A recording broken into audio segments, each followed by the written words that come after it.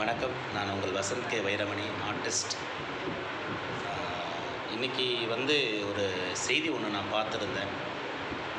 திருச்சி பக்கத்தால் திருவெரும்பூர்னு நினைக்கிறேன். அந்த ஊரில் 2 பேர் பாதாள சாக்கடையில் கீழே விழுந்து, இல்லை கீழே மன்னிக்கணும், கீழே இல்லை, அந்த சாக்கடையை அள்ள போனவங்க மூச்சு திணறி விஷவாயு தாக்கி இறந்து போயிருக்காங்க. அது நினைக்கக்குள்ள ரொம்ப வேதனையாக இருக்குது.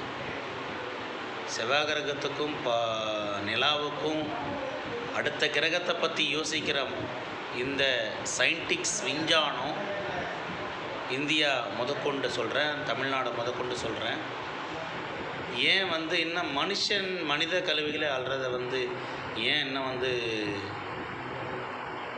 நடைமுறைக்கு வச்சுருக்காங்கன்னு சொல்லிட்டு தெரியல.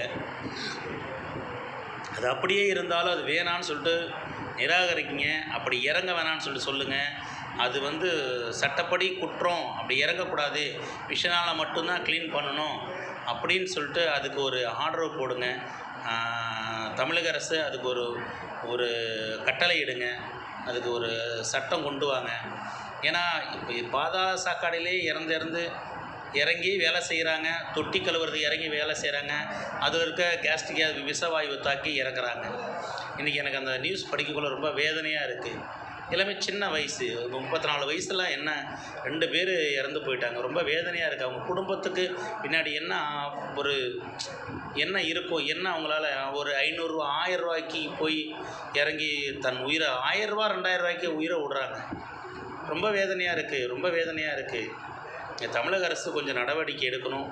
இந்தியாவும் இதை கொஞ்சம் கண்டு இது ஒரு சரியான நடவடிக்கை எடுக்கணும்னு சொல்லிட்டு என்னுடைய தாழ்மையான என் மனசில் தோன்றதை நான் சொல்கிறேன்.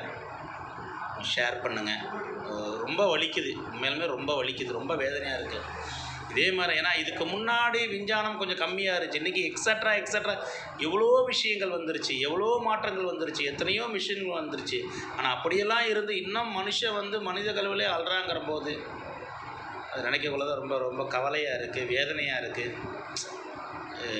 எப்படி யாருக்கிட்ட சொல்கிறது, அப்படி சொன்னால் அது ரொம்ப வேதனையாக இருக்குது. 2 உயிர் போயிடுச்சிங்க, 2 உயிர் போயிடுச்சிங்க.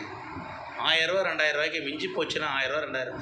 என் கண்ணுக்கு தெரிஞ்சு நான் எங்கேயாச்சும் போகிற ஒரு இடத்துல பார்த்தேன்னா அது இறங்கி வேலை செய்யாதீங்க, இல்லை யார் உங்களை இறங்க சொன்னால் நான் கேட்டிருக்கேன். எத்தனையோ பேர் நான் கேட்டிருக்கேன். அண்ணே அப்படியே மேலாட்டமாக வேலை செஞ்சாலும் மாஸ்க்கு போட்டு வேலை செய்யுங்கண்ணே, ஃபில்ட்ரு மாஸ்க் போட்டு வேலை செய்யுங்க, கையில் க்ளவுஸ் போட்டு வேலை, குப்பை வர்றவங்களுக்கே கை க்ளவுஸ் போட்டு பண்ணுங்க அப்படின்னு தான் நம்ம சொல்கிறோம். எல்லாமே மனுஷங்கள் தானே. அவங்க